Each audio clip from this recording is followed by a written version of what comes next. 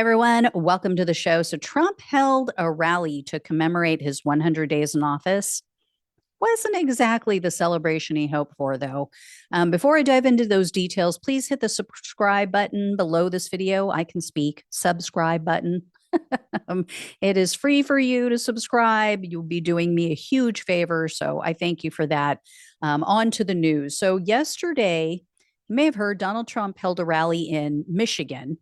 And political commentator Jen Palmieri was there. Here's what she had to say on MSNBC. Yeah, one of the most telling things I saw in Michigan was an ad for a local furniture store yesterday that was advertising tariff-busting prices. So it's something, and also there was a UAW worker there last night that's a big supporter of President Trump and spoke in favor of it and said we have to hang in there because this is worth it in the long term. But it's 900, I believe 900 auto workers have already lost their jobs here. So it was not, the tariff section was not the section of the speech that got a good applause last night. And I would say, I saw some of our colleagues there that were covering the rally, and one of them told me, don't focus on the crowd size. But who focuses on crowd size? Donald Trump focuses on crowd size, and this was the far and away the smallest rally I've ever been to of Trump. Now, I know people are going to say, oh, well, Palmieri worked for Hillary Clinton and her campaign, so she's obviously biased. She's just making this up. She's exaggerating. But there was somebody else there. There was another reporter there from The Independent, and they said the same thing. So one of their reporters wrote, quote, "As I walked across the vast parking lot, I expected to see long lines of Trump lovers queuing in the already humid heat to secure a prime spot in the venue.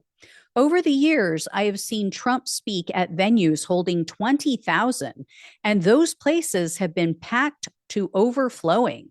But yesterday, there were no lines. The traders selling Trump merch normally do a roaring trade, but the hawkers flogging the red MAGA hats and the Trump 2028 t-shirts were kicking their heels.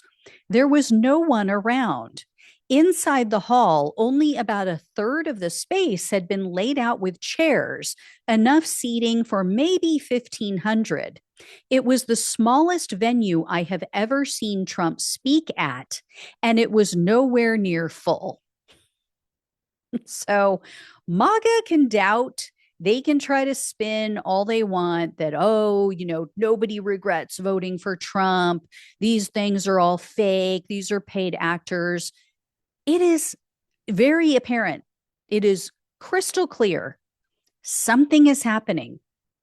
His 35% hardcore base, they may be willing to do anything for him. They may be even willing to drink a bottle of Drano for this guy.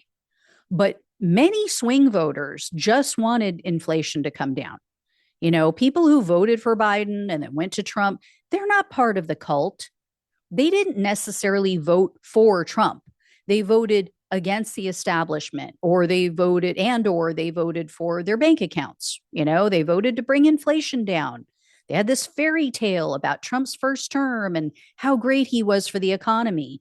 And they don't like everything Trump does and says. So many of them held their nose and they cast their ballot for Trump.